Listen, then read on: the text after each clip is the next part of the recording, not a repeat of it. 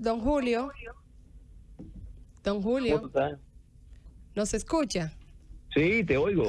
Tenemos la participación del doctor Julio Curi, abogado de la Cámara de Cuentas. Y con él vamos a conversar cuál es la realidad de esta investigación y muy especialmente sobre la instancia en nulidad de la resolución 01-2021. Buenas tardes, doctor. Hola Susana. Conmigo está Mendoza, está Esteban, está Héctor Rodríguez Pimentel y Manuel Conde y una servidora. ¿Cuál es la situación? Vamos a ver, ¿cuáles son las preguntas? ¿Cuál es la situación, doctor Julio Curi, procesalmente de esta instancia en nulidad? ¿Y cuál es la razón por la que ustedes pretenden la nulidad de esta instancia, de esta resolución? Bueno, la instancia tiene, no sé, unos 7 u 8 motivos, pero básicamente 2. Primero, porque vulneró la autonomía funcional del órgano. Y es difícil, Susana, explicarlo por aquí, ¿sabes? Pero yo puedo hacer el esfuerzo. La Cámara de Cuentas es autónoma, soberana, para decidir qué órganos del Estado audita anualmente. Y para eso, su ley orgánica le encomienda elaborar un plan anual a principios de año. Existen 3 tipos de controles: auditoría de gestión, auditoría financiera e investigaciones especiales.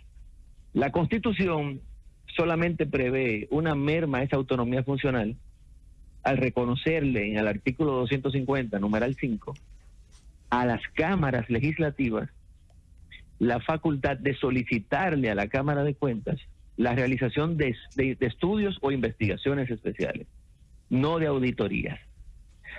Cuando se encumbran las actuales autoridades en la Procuraduría General, le hacen un rimero de solicitudes de auditorías, cosa que ni siquiera el Congreso puede hacer, y en el breve interregno comprendido entre septiembre y febrero, presentaron unas 60 solicitudes de auditoría.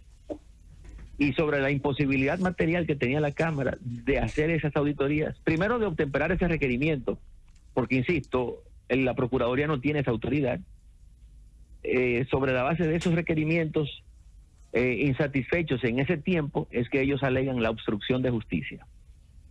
De todos modos, ahí hubo un conflicto de competencia y al propio tiempo, con el allanamiento, se vació de contenido esa autonomía funcional. Entonces, la orden de allanamiento que interviene por parte de la jueza Garavito, la misma que ha dictado 2 decisiones ahora en contra de la PEPCA, que el señor Wilson Camacho se niega a respetar, a obedecer, no estableció, como exige el Código Procesal Penal, con precisión los objetos que podían ser secuestrados en el allanamiento. Y por eso, cuando ellos entran en la Cámara, se llevan absolutamente todo: documentos, computadoras, memorias históricas de la Cámara, y a partir de entonces el órgano de control ex post, que es la Cámara de Cuentas, no ha hecho absolutamente nada.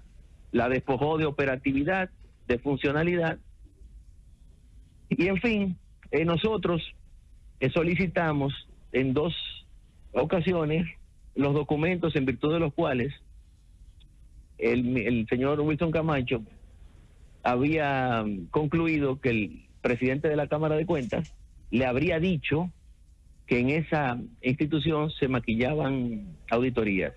Él dice que fue en un interrogatorio que se le practicó a Hugo Álvarez.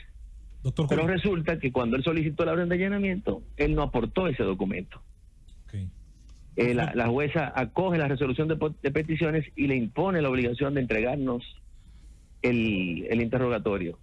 Él recurre en oposición a esa decisión, alegando que no obtemperó nuestro requerimiento porque nosotros no éramos los abogados de la Cámara de Cuentas, y la Corte le rechaza el manido y especioso argumento, ridículo por demás, confirma su decisión, y entonces ahora el señor Camacho dice que en base a un auto que se ha dado el propio PEPCA, ellos han decidido no cumplir, no respetar la decisión que ha intervenido, que ya es firme porque no tiene recurso habilitado para impugnarla, y de ese modo cuestiona no solamente el derecho fundamental a la tutela judicial efectiva, que como tú sabes se corona con la ejecución de lo decidido, sino también, que es peor, la cláusula del Estado social y democrático de derecho, que supone que todos los sujetos de una sociedad se tienen que apegar a las decisiones que intervienen de los poderes, doctor, en este caso de la justicia. Sí, el día que cada quien aquí se antoje de respetar las decisiones que quiera o no quiera, entonces esta sociedad será cualquier cosa menos eso, una sociedad organizada. Correcto. Doctor, hay un asunto, por eso es que el populismo hay que enfrentarlo en todas sus formas. A veces la defensa de la institucionalidad es la defensa de instituciones que no son populares, que no están en su mejor momento. Entonces, esta situación, ¿a qué abriría la puerta si pasa pura y simplemente, y a lo mejor una parte de la sociedad la aprueba, dada la impopularidad que tiene a lo mejor la actual composición de la Cámara de Cuentas? Sí. ¿Qué peligro podríamos tener en materia de institucionalidad? Oh, imagínate, son tantos que me sería imposible a mí anticiparlos aquí. Pero, como te decía, nosotros no somos árbitros para decidir de manera discrecional qué sentencias cumplir o no. Suponte que a ti se te condene al pago de una deuda. ¿Tú crees que es posible que seas tú el que decida si cumples o no con la decisión? Entonces, como tú has dicho, una cosa es que la Cámara de Cuentas no le sea simpática a un sector de la sociedad, pero lo cierto es que un juez de la Suprema Corte de Justicia, un juez de la Instrucción Especial, ha dictado ya 2 decisiones ordenándole a la PEPCA entregarnos esos interrogatorios, y la PEPCA no está por encima del bien y del mal, no es todopoderosa como para antojarse de decidir si cumple o no con la resolución intervenida. Eso es abonar al caos, a un terreno peligroso que le vuelve la espalda a la legislación positiva y, como ya yo he dicho, también al derecho fundamental a la tutela judicial, que a lo largo de todas las garantías culmina con el derecho que tiene toda parte a que se ejecute lo que se ha decidido, a lo que se ha juzgado de manera firme. Doctor, usted dijo hace un rato que los organismos u otros organismos ajenos a las cámaras legislativas no tienen la facultad de solicitarle a la Cámara de Cuentas investigaciones de tipo auditorías. De forma de auditorías. Dice incluso que la Procuraduría le solicitó una cantidad de auditorías a la Cámara de Cuentas y que no es una facultad de la Cámara de Cuentas. Nosotros tenemos toda la vida, lo digo de manera, no lo digo de manera objetiva, pero cuando digo toda la vida en sentido figurado, escuchando a funcionarios solicitándole a la Cámara de Cuentas que le hagan auditorías, escuchando al mismo Ministerio Público que incluso en la gestión pasada le solicitó una cantidad de auditorías para las obras que fueron construidas por Odebrecht en el país, y nunca escuchamos de la Cámara de Cuentas manifestar que esas instituciones no tienen atribución para solicitarle auditoría, sino que por el contrario la Cámara de Cuentas lo que hacía era que aceptaba la solicitud y anunciaba que estaba procediendo con dichas solicitudes. O sea, ahora nos estamos enterando de que son solicitudes fuera de atribución y que debió incluso la Cámara de Cuentas entonces aclararlo eso, y nunca lo aclaró. Sí, es verdad, pero mal de muchos, consuelo de tontos. Y como decía el poeta Antonio Machado, se hace camino al andar. Que antes se hiciesen o se verificasen errores de ese tipo no quiere decir que lo legitimemos en lo adelante. Muchas veces hay órganos quieren tener sus auditorías para que sus titulares salgan de los mismos en tranquilidad, y le piden a la Cámara que audite para que le incluyan el plan anual de auditorías. Para que ustedes sepan, tradicionalmente al año la Cámara de Cuentas realiza unas 80 o 90 auditorías. Ahora, investigaciones especiales que la Constitución, repito, porque lo dije ya, el Congreso Nacional sí puede solicitarles a la Cámara que las haga, parten de la premisa de que hay indicios de responsabilidad penal comprometido, ¿no?, con ocasión de la ejecución de una obra determinada. Entonces, solamente el Congreso, a través de sus cámaras, puede solicitar investigaciones especiales. Pero ni el Congreso, ni un órgano que depende del Poder Ejecutivo, como ha considerado el Tribunal Constitucional en varias de sus sentencias, como el Ministerio Público, puede solicitarle a la Cámara, ni mucho menos exigirle sobre la base de amenazas, como lo hizo en todas las solicitudes la PEPCA, de que si no temperaban a sus requerimientos iban a someterlos penalmente. Ese abuso, ese atropello, es lo que ha pretendido justificar el licenciado Camacho al no entregar esos interrogatorios. Pero, en mi opinión, él no los ha querido entregar simplemente porque lo que él hizo constar en la solicitud a la jueza Garavito no es cierto. Hugo Álvarez nunca le declaró a él que en ese órgano se maquillaban, término que él acuñó, o adulteraban auditorías. Si no es cierto que Hugo Álvarez dijo eso y conste por escrito en los interrogatorios, entonces Camacho se habría valido de una declaración falsa para obtener la orden de allanamiento. Doctor Curi, Héctor Rodríguez Pimentel. Querido, ¿qué tal? Gracias. Bien, lo que se está debatiendo en este momento es si el sometimiento o no de los miembros de la Cámara de Cuentas por una serie de irregularidades que alega el Ministerio Público que ha cometido. Para eso interrogó a los miembros de la Cámara de Cuentas. Y entonces el argumento que utilizó para hacer el allanamiento en la Cámara de Cuentas y buscar los documentos fue precisamente ese de que el presidente de la Cámara, Hugo Álvarez Valencia, había admitido que se maquillaban las auditorías y que había una persona específica allá en el organismo que se dedicaba a eso. Es decir, llegaba una auditoría con irregularidades, entonces arreglaban todo el asunto para que no hubiese consecuencias con el incumbente de esa institución. Correcto. Bueno, correcto. Eso es lo que se está discutiendo. Ahora, yo siempre he escuchado, no soy abogado, usted es un experto en derecho indiscutiblemente, y lo ha demostrado. Lo que lo que yo siempre he escuchado, que el proceso de instrucción, cuando se está en la investigación, es secreto. Sí, pero no para las partes, es para los terceros. Artículo 292 del Código Procesal Penal. Yo no sé si existe algún precedente de que el Ministerio Público haya entregado el interrogatorio a algún imputado en alguna ocasión. Yo pienso que ese precedente no existe. Entonces, de acuerdo a su criterio, ¿en qué finalmente quedará el asunto? Porque se está debatiendo la validez de la decisión del juez de la Suprema que pide que le entreguen los interrogatorios, y por el otro lado el argumento de que la fase es secreta y que el Ministerio Público no está obligado a hacerlo. Secreta. Ya esa no es la discusión. Entonces, ¿quién es que lo va a determinar esto? ¿El Tribunal Constitucional? Camacho. Ahora la discusión es si una orden judicial firme puede ser desconocida por el antojo o el mero voluntarismo de un miembro del Ministerio Público. Piensen en eso, no en esa tangente de si el proceso es ajeno para las partes o para los terceros en la fase preparatoria. Que dicho sea de paso, como ya expliqué, no lo es para las partes. Aquí se está pidiendo el interrogatorio que se le practicó el presidente del órgano. Y esta es la fecha en que todavía el órgano no tiene el acta de allanamiento, porque ellos se lo llevaron todo y no dejaron el acta, como exige también el Código Procesal Penal. Y esa es la justicia independiente que el país quería, la que puede obrar como le venga en ganas. Y otra cosa que yo debo aclarar hoy, ya que probablemente el propio Ministerio Público haya querido con eso neutralizar el efecto pernicioso que generaría la desobediencia, el desacatamiento a esa orden judicial, el haber circulado los honorarios que habríamos percibido Eduardo Jorge Prats y yo. Primero que nada, nosotros no somos abogados de los miembros de la Cámara.